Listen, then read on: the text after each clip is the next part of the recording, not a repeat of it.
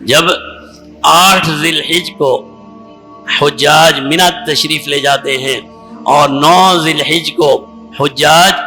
عرفہ چلے جاتے ہیں اور 10 ذی الحج کو جب وہ طواف اور رمی کر کے اور قربانی کر کے حج جیسے فریضے سے فارغ ہو جاتے ہیں،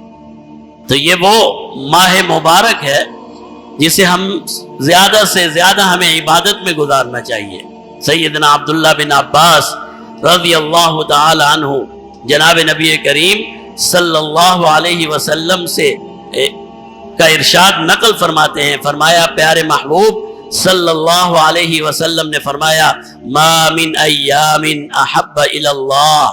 کوئی ایام کوئی دن ایسے نہیں ہیں جس میں اللہ کو اپنی عبادت زیادہ محبوب ہو ان 10